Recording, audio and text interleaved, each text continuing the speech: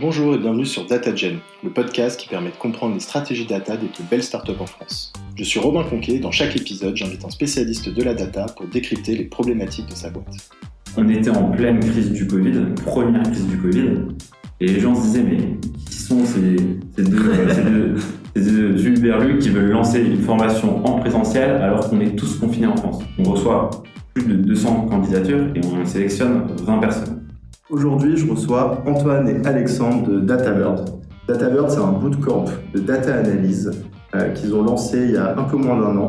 Ils en sont aujourd'hui à la 4e session et ont déjà formé environ 300 personnes, soit des étudiants d'école type HEC ou des analystes qu'on peut retrouver aujourd'hui dans les plus belles boîtes françaises comme VP, Decathlon ou encore Blablacar.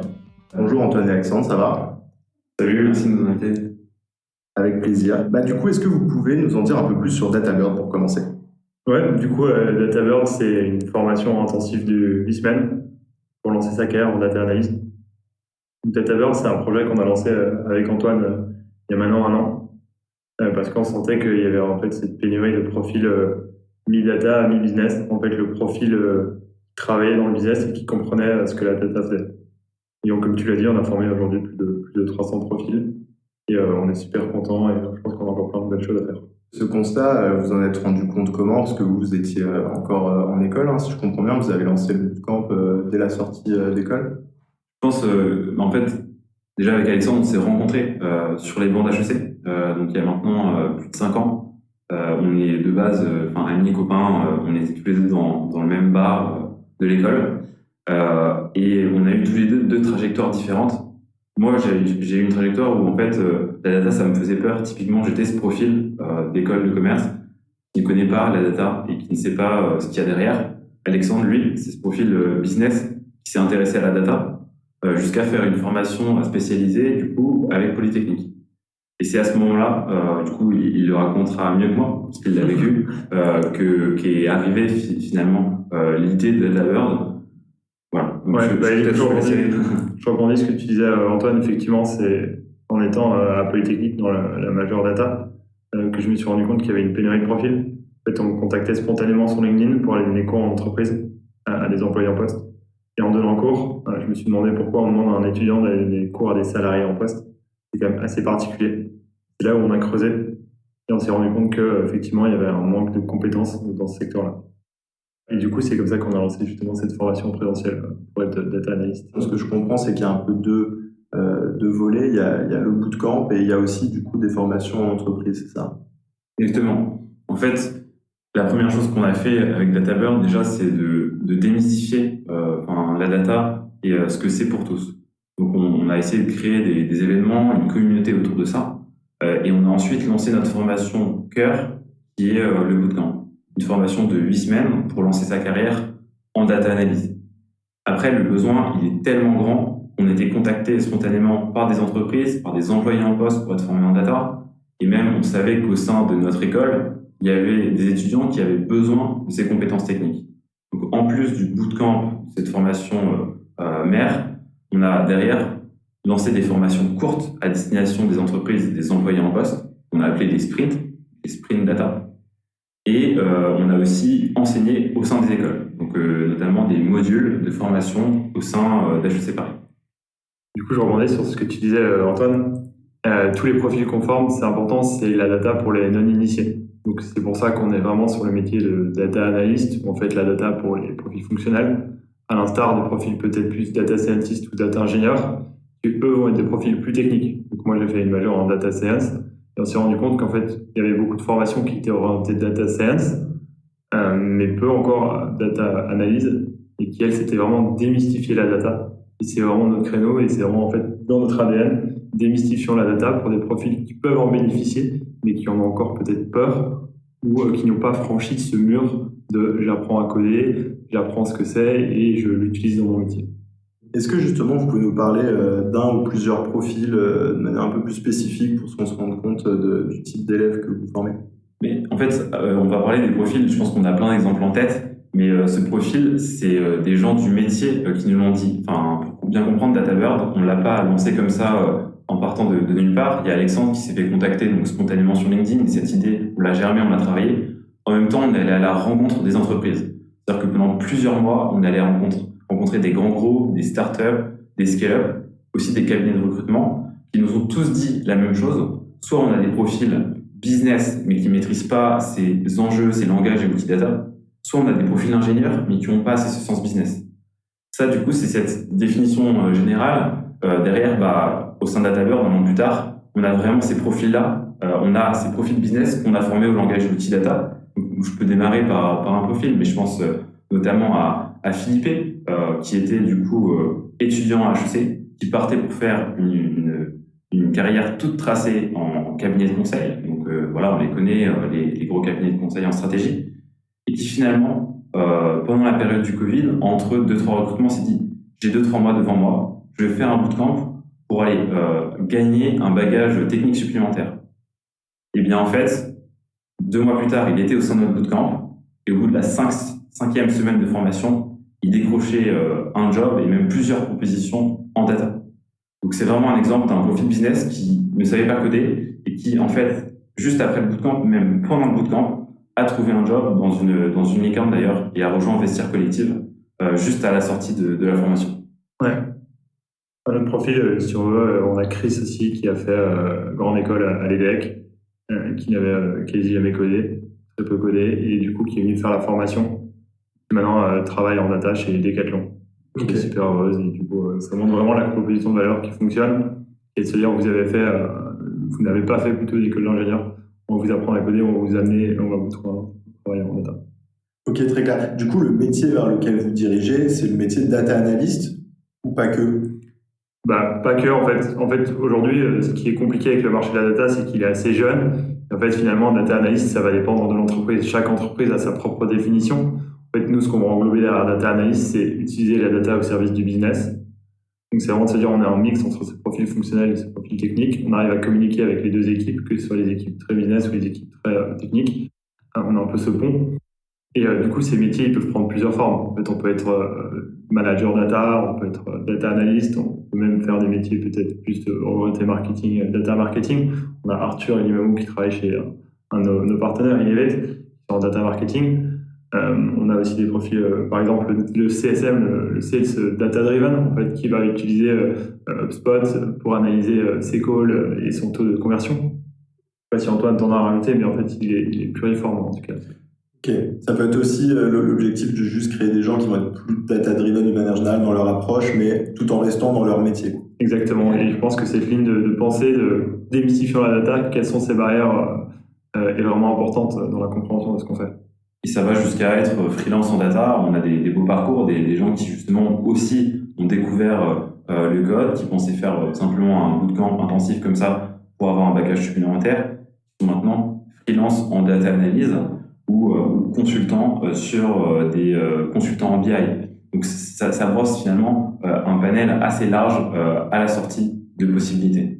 Et effectivement, ça me fait penser à ma question suivante, parce qu'on ne l'a pas forcément définie, et malgré le fait que ce soit un podcast sur la data, c'est pas clair pour tout le monde.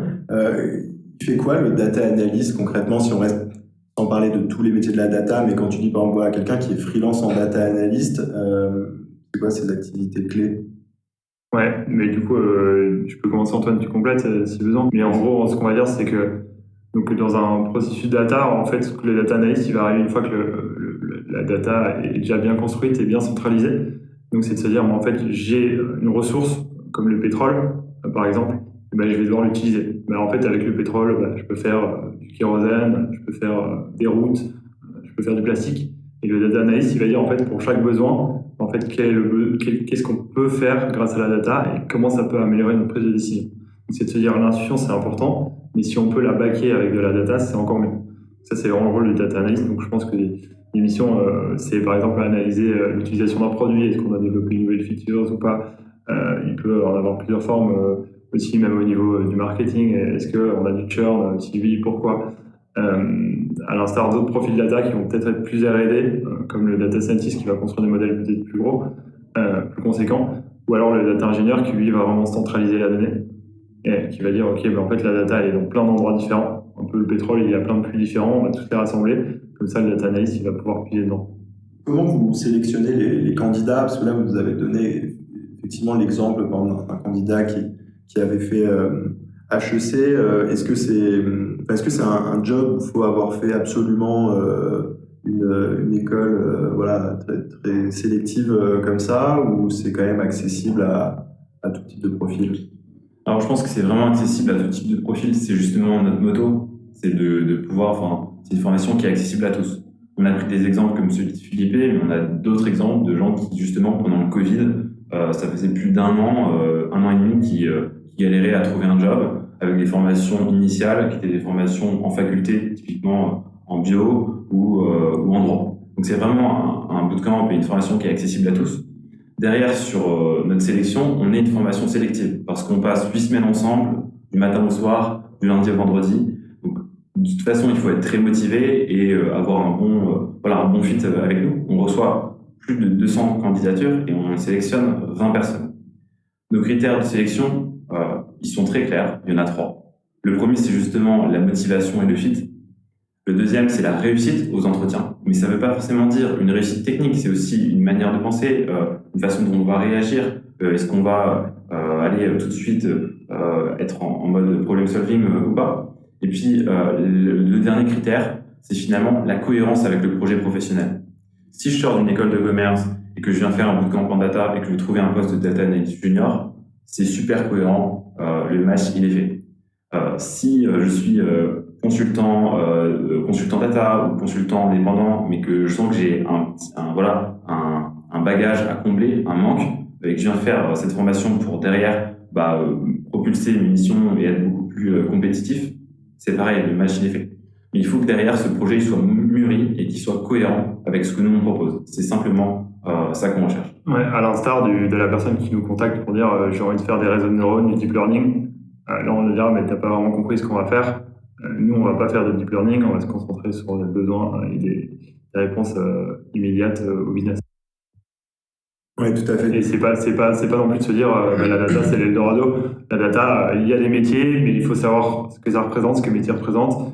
Et c'est important de bien comprendre le marché avant de se former et pas se dire que en fait, en claquant des doigts, tout le monde peut y entrer, quoi. Oui, typiquement, si on reprend un peu les termes qui sont maintenant communément utilisés sur le marché, vous ne formez pas des data scientists, vous formez vraiment des data analystes. Et c'est vrai que la ligne est fine et on le voit notamment sur les offres d'emploi. Parfois, on comprend plus trop la différence. mais après, c'est quand même possible de se dire que tu peux faire l'un après l'autre. Ça s'est vu des data analystes que vous formez, peut-être qui pourraient plus tard vouloir continuer, peut-être via un autre bootcamp ou je ne sais quoi. Exactement. En fait, on a déjà des gens qui sont maintenant en poste de data scientist dans le cabinet de conseil en data, d'ailleurs, justement, avec de base une formation initiale forte en mathématiques et en sciences. Actuellement, au sein du bootcamp, on a un docteur en économie donc qui va aller lui sur des postes plus scientifiques. Mais disons qu'il y a une cohérence entre son profil à l'entrée et ce que nous, on vient lui apprendre. Ce qu'il vient chercher aussi, c'est ce sens business. Ça revient finalement à ma définition de base, de dire soit on a des profils business qui cherchent ces langages et outils data, soit des profils ingénieurs scientifiques pour qui il manque finalement ce sens business. Voilà, nous, on arrive aussi à répondre à ces deux types de profils. Ah oui, quand vous dites sens business, en fait, c'est pas nécessairement la porte d'entrée qu'on retrouve souvent sur la data qui est le produit ou le marketing, c'est plus large, c'est juste le fait d'utiliser la donnée en vue d'une performance précise, d'un KPI précis. Exactement. Okay. C'est pas cette vision théorique ou si tu veux théorique qu'on apprend à l'université dans les manuels du code, mais aussi que ça soit appliqué à un cas concret, à un cas business. Ouais, c'est ça. C'est capacité de compréhension de la stratégie d'entreprise, capacité de compréhension des objectifs de l'équipe, capacité de travailler en équipe et tous ces social skills un petit peu sont importants. Et je rebondis sur ce que tu disais, donc on a ça, et on a Simon aussi qui a fait une école de commerce aussi et qui est aujourd'hui data scientist. Donc c'est tout à fait possible. Nous, ce qu'on dit, c'est qu'on a des hésitations à la data science, et ce qu'on va plutôt viser, c'est de se dire justement, c'est un petit peu le pont entre le business et la technique. Et donc vous, il y a la double approche. En fait, vous avez aussi des cours ou des sessions, je ne suis pas sûr exactement de comment vous les appelez, où vous allez faire des focus business, pour aussi aider des profils peut-être qui seraient déjà techniques mais qui viennent chercher cet aspect plus plus en fil rouge tout au long de la formation avec des cas filés justement et je pense que ça vient de la construction du programme qui est issu de notre board pédagogique. Tu connais bien Jérôme d'ailleurs, qui nous a beaucoup conseillé sur la manière dont il faut apprendre la data. Donc on a un board pédagogique qu'on a constitué avec 10 experts qui sont des head of data d'entreprises comme Airbnb, VP, mais aussi des experts pédagogiques d'HEC Paris, Polytechnique ou d'Open Classroom. Et c'est ces gens-là qui nous ont permis de construire ce programme avec des cas filés. Mais Alexandre, je pense qu'il en parlera mieux que moi là-dessus. Oui, c'est ça. Du coup, effectivement, c'est pas vraiment des modules dédiés parce qu'en fait, les soft skills, c'est difficile de dédier. C'est plutôt via l'expérience. C'est-à-dire, en fait, on a des cas et pendant ces cas, c'est toujours des cas business. On se met dans la peau on se met dans la peau d'un analyste marketing, on doit faire une analyse de corps. On se met dans la peau d'un sales, on fait une analyse de funnel. Et c'est vraiment de se dire, en fait, quels sont les besoins, quel est ma North Star que je vais viser, comment je vais retranscrire mes analyses, comment je peux les présenter. Donc c'est pas de se dire je vais juste faire du code, mais c'est le code va s'inscrire dans un contexte d'entreprise. Et ça c'est vraiment important. Ouais. Juste pour ceux qui n'auraient pas la référence, la North Star c'est un peu une approche qui nous vient de la Silicon Valley, je crois, de toutes les startups tech, type Facebook, etc. C'est quand tu arrives à formuler une métrique clé que toute l'équipe, voire parfois que toute l'entreprise va cibler. Ouais, et c'est effectivement, et tout l'intérêt, c'est de se dire, en data, on peut vite se perdre aussi, parce qu'on a énormément d'informations, essayer de garder aussi un focus, et de se dire, je peux tout faire, mais en fait, la première chose que j'ai envie de faire, c'est ça. Ça, c'est aussi important, même le programme aussi est construit dans la façon de réfléchir, et de se dire, ok, j'ai des méthodos que je dois appliquer, qui me permettent de mieux et de plus efficace. Ouais, c'est vrai de ne pas se perdre dans toutes les initiatives que tu peux lancer, ou même toutes les barrières que tu peux... que tu as de faire un projet data. C'est quoi les plus gros challenges qu'on rencontre quand on lance un nouveau bootcamp sur la data? Mais je pense dans un premier temps, moi je peux parler plutôt en amont, Antoine tu feras plutôt en aval. Ouais, ça marche. Tu pourras donner 2-3 fun facts. Non, mais dans un premier temps, ça a été l'évangélisation. C'est-à-dire, tu vois, le marché de la data, il est assez jeune.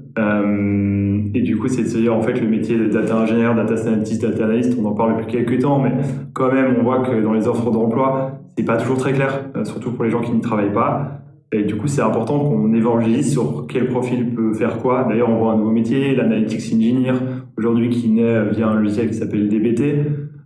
En fait, ça bouge très vite, et c'est de se dire, ok, on doit arriver à communiquer ce qu'on fait. Mais tu vois, on a passé du temps dans ce podcast justement à expliquer ce que faisait le data analyst. C'est pas toujours très clair. Et justement, il faut arriver à clarifier ça. Et ça a été un vrai challenge. Expliquer quelle est notre proposition de valeur et finalement, quel type de profil on va former, qui est peut-être plus nouveau que les types de profils soit très techniques, soit très business. Ensuite, je pense que ça a été au moment les challenges qu'on a rencontrés, c'est au moment du lancement, évidemment. Pour rappel, DataBird, ça fait maintenant, donc là, on est à mi-mai 2021. On s'est lancé il y a pile un an pour une formation qui démarrait du coup dans les 2 mois. On était en pleine crise du Covid, première crise du Covid, et les gens se disaient, mais qui sont ces deux Uberlucs qui veulent lancer une formation en présentiel alors qu'on est tous confinés en France. Donc ça a été un challenge, ne serait-ce que de pouvoir ramener 15 apprenants sur notre formation alors qu'on était sortis d'école. Donc il y avait le côté un petit peu, évidemment, syndrome de l'imposteur, parce que tous les deux, on n'était pas des enseignants et puis on n'était pas forcément des experts data. Ça, je pense qu'on a su y répondre, notamment avec la construction de notre programme et la constitution de notre board pédagogique. Le deuxième challenge, il a été vraiment purement conjoncturel, finalement, le contexte. Voilà. Qui s'inscrit pour un bootcamp alors que ça fait plus de 2 mois qu'on est confiné. Et ça, vraiment, on a su le relever, on a su, je pense, inspirer et donner confiance. Et on s'est retrouvé avec notre première formation début juin. On avait bien 15 apprenants. Et au contraire, ça a été une chance. Tout le monde était super content de se retrouver, de pouvoir revenir sur les bancs de l'école pour apprendre. Ce challenge-là, vas-y Alex. Un des derniers challenges, c'est plutôt de l'humain, on va dire. Tu vois, on propose ici des petits verres, des after-work. Ça reste quand même une ambiance pas assez jeune, mais assez décontractée. Parce que c'est aussi à notre image et ceux qu'on a envie qu'on apprenne dans le plaisir. Et donc, c'est de se dire aussi, attention à la fin de journée, à ce que personne ne dérape. Attention à pas faire trop de bruit. Enfin voilà, il y a pas mal de sujets assez marrants là-dessus. Et finalement, on se retrouve à 25 ans à parfois être un peu le CPE ou le préfet de la classe, alors que c'est pas trop le rôle qu'on a envie d'endosser. Et surtout pour des profils qui sont peut-être 2 fois notre âge. Et parfois, entre guillemets, les remettre à l'ordre, c'était pas toujours facile. Mais c'est assez marrant finalement quand on y repense. Et même on en rigole avec eux, donc c'est assez cool. Ouais, disons qu'on a dû recevoir une ou deux mises en demeure ou que. Ouais, mais c'est vrai qu'effectivement, j'avais pas forcément pensé, mais c'est en termes d'ambiance, ça doit être assez intéressant. C'est vrai qu'il y a que lorsqu'on étudie qu'on a vraiment cette ambiance de cohésion où on travaille en groupe, on rencontre toute une classe de 15 personnes et on va passer, comme vous dites, le clair de son temps avec eux pendant presque 2 mois. Ça doit créer des liens qui dérapent en after. Ouais, il y a un peu de ça. Mais disons que franchement, la construction de la communauté et des liens, elle est super importante pour nous. Donc on met tous les éléments présents pour que ça se passe bien. D'une part, les gens ils en sortent en disant je suis fatigué, 8 semaines ça a été tellement intense, j'ai jamais autant appris en si peu de temps. Ça vraiment, on veut absolument le mettre en avant parce que les gens en ressortent fatigués tellement ils ont appris. Mais aussi avec des amis qui bossent dans la data, qui se retrouvent. On est sur les groupes WhatsApp des différents groupes. Quand on n'est pas là, évidemment, il y a des apéros qui s'organisent. Donc voilà, vraiment il y a des liens très forts qui sont créés. Et je pense que même certains n'avaient jamais connu ce type de formation. Il y en a qui nous disent c'est des formations en fait ultra innovantes ce que vous faites, parce que même à l'école, t'es jamais autant dans un format intense et proche des gens. Et je pense que ça peut revenir d'ailleurs au format du cours, de dire il y a 2 heures de cours le matin et ensuite c'est que de la pratique, on est ensemble, on est par petits groupes. Donc c'est vraiment là-dessus un nouveau format. Ouais, et pour au niveau de l'ambiance, c'est même on fait toujours des tennis avec certains de nos apprenants, ils organisent des dîners entre eux. Enfin, c'est aussi ça important, c'est de se créer un réseau et puis aussi d'être entouré de gens qui sont intéressés par le même sujet, de pouvoir en discuter. Moi, je me souviens, même j'apprends énormément quand en parlant à mes potes de promo sur différents sujets techniques que je peux avoir ou même sujets pseudo-philosophiques. Mais c'est important de pouvoir échanger avec des gens qui ont les mêmes centres d'intérêt. C'est clair. Ce qui est génial, c'est qu'après, du coup, ces alumni d'Afterburn, il faut le dire, on les appelle comme ça, et à juste titre, ils reviennent au sein du bootcamp pour faire des conférences, pour parler de leur métier, ils recrutent au sein de leur entreprise, et même ils viennent assister aux présentations des batchs précédents parce que ils sont vraiment fiers et ils ont à cœur de suivre cette communauté. Ensuite, je voulais qu'on parle un petit peu de DataBird dans le futur. Je me rends compte là des chiffres que vous m'avez donnés. Bon, déjà, le fait que vous avez, j'ai l'impression, trouvé vraiment un marché sur lequel il y a une grosse traction depuis le constat de départ jusqu'à, vous me dites, vous avez en moyenne 200 candidatures par session. Donc, je sais même pas après, effectivement, quel est le niveau de demande côté plutôt entreprise. Mais voilà, il y a clairement un marché. Qu'est-ce que vous voulez en faire? Est-ce que vous voulez développer ce modèle à l'échelle? Est-ce que vous avez d'autres projets? Ouais, carrément. Du coup, notre ambition, c'est vraiment de créer un leader de la formation vraiment là-dedans, dans la data pour des profils qui n'ont pas vraiment accès actuellement. Donc, ça peut passer par la création de nouveaux programmes. Tu vois, je te parlais de nouveaux métiers qui peuvent émerger. Tu vois, il y a toujours constamment des nouveaux softwares à utiliser, des nouvelles technos, des nouveaux protocoles. Enfin, voilà, je pense que c'est intéressable là-dessus. Et même cibler des nouveaux profils. Tu vois, aujourd'hui on est sur le data analyst, en fait, il y a des gens qui pourraient plutôt être data full stack, entre guillemets, avoir une belle panoplie de ce qu'est la data, des initiations à la data pour les managers. Donc, tu vois, tu parlais des entreprises, on a aussi des grosses tractions au niveau des entreprises. Ça, c'est au niveau des programmes. Et c'est aussi décliné des formats, donc c'est-à-dire qu'aujourd'hui on a 8 semaines en présentiel à Paris, et on sait très bien qu'il y a des gens qui peuvent soit pas être à Paris, soit pas se libérer pendant 8 semaines, parce qu'ils travaillent, parce que voilà, on peut avoir un tas de raisons. Et donc c'est aussi de se dire qu'il y a des formats qui sont peut-être plus adaptés pour ce type de profil. Donc c'est aussi développer ce genre de format et aller dans ces voies-là. On pense qu'il y a pas mal de traction et qu'il y a des chouettes choses à faire, quoi. C'est clair. Il y a quand même ce fil directeur qui va rester la data. Vous voulez faire exactement. La data et la formation. Exactement. La data et la formation, et c'est de se dire que la data ou même en général la tech peut vraiment aider, que ce soit l'entrepreneur, la PME, la start-up, la scale-up, le grand groupe. Et en fait, voilà, de se dire qu'on a besoin d'évangéliser et que les gens puissent comprendre comment ça peut leur servir. Ok. On va suivre ça de près. Du coup, on arrive sur les dernières questions. Est-ce que vous auriez une recommandation de contenu à partager à nos auditeurs? Moi, je trouve que ce qui est cool, c'est qu'il y a pas mal de Slack intéressants à suivre. Récemment, il y a eu un Slack avec certains Head of Data à Paris. Sinon, il y a un Slack intéressant qui s'appelle Locally Optimistic, qui est plutôt anglophone, où il y a pas mal de ressources intéressantes. Sinon, moi, je suis 2-3 newsletters en data science, mais c'est vrai qu'en data analyst, pour l'instant, il n'y a pas de sujet particulier. Vous n'avez pas de projet de lancer une newsletter sur la data analyse? Pas encore. Mais on a la newsletter du bootcamp et les sujets qu'on traite, donc effectivement, on peut toujours nous suivre là-dessus. Et ok, très bien. Local et optimistique, je crois que quelqu'un y a déjà fait référence sur le. Et le SAC dont je te parlais, il s'appelle Modern Data Network. Modern Data Network. Ok. Ah mais oui, j'en ai déjà entendu parler, qui a été monté par Edouard, notamment de Aircall. Exactement. Et nous, on est justement Manu de Blablacar nous aide. Et, du coup, c'est aussi comme ça qu'on en a entendu parler. D'ailleurs, très cool. Tout à fait. Ouais, c'est un Slack effectivement d'entraide pour les acteurs de la data. Exactement. Mais ça, pour le coup, il faut déjà être initié. Oui, effectivement, c'est pas votre cible. Ça peut être la cible du podcast. Exactement. Dernière question, est-ce que vous connaissez une équipe data qui réalise un projet, plusieurs projets cool que je devrais interviewer selon vous?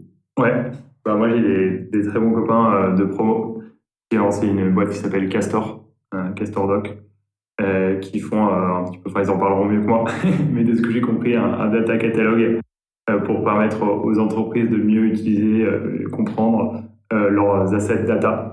En fait, finalement, aujourd'hui, on a plein d'assets data un peu éparpillés et il faut arriver à créer de la documentation et de la compréhension pour que chacun puisse aussi prendre des bonnes décisions, n'est pas basée sur une data qui est biaisée pour être dépassée. Donc, Tristan, vous aviez...